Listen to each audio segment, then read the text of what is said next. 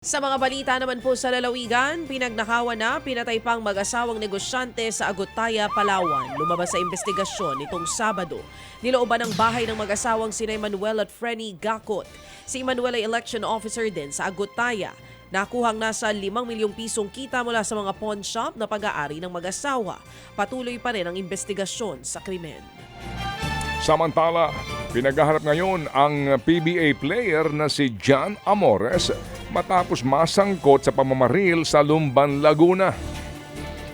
Napunan pa po ng CCTV ang sinasabing nangyaring krimen. Makikitang nakaangkas sa motorsiklo si Amores. Siya'y bumaba at saka hinabol at binaril ang isang lalaki sa gitna ng kalsada. At ayon sa investigasyon, nagkaalitan ang dalawa sa gitna ng paglalaro ng basketball. Hinamon daw ni Amores ng suntukan ang biktima hanggang sa nagkahabulan sila at nauwi sa pamamaril. Hindi po naman tinamaan ang biktima habang tumatakas si Amores. Nobyembre ng 2022 nang masangkot itong si Amores sa gulo din sa basketball kung saan po siya ay tila nag-aamoka at nanapak pa ng isang fan sa gitna ng laro ng NCAA.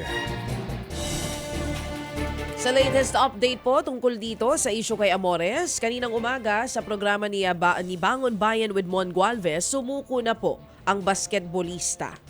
Samantala mga kapatid, arestado naman ang dalawang lalaki matapos manghalay ng isang 15 anyos na dalagita sa Sibonga, Cebu. Ayon sa mga pulis, nangyaring pangahalay sa isang abandonadong bahay nitong linggo. Lola pa man din ng biktima ang nakakita sa krimen. Agad silang nakapagsumbong sa mga pulis kaya't nahuli ang mga salarin. Todo tanggi ang dalawa sa mga akusasyon. Nahaharap ang dalawa sa reklamong rape. Arestado po naman ang isang lalaki matapos mong saksakin ang mismong live-in partner niya at kanila pong anak sa Capoocan sa Leyte. At ayon sa investigasyon, halos isang buwan nang umuwi ang suspect sa kanilang bayan.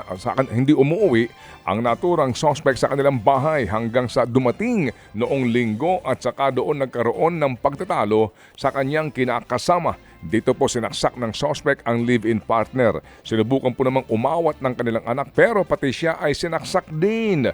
Problema ho sa pamilya ang tinuturong motibo sa krimen. Kusa ho namang sumuko ang suspect matapos pong isumbong sa mga pulis. Maharap siya sa mga reklamong attempted murder. Inabandona ang isang bagong silang na sanggol sa Cabuyao, Laguna. Nakasilid sa eco bag sa gitna ng damuhan ng sanggol ng matagpuan ng mga residente.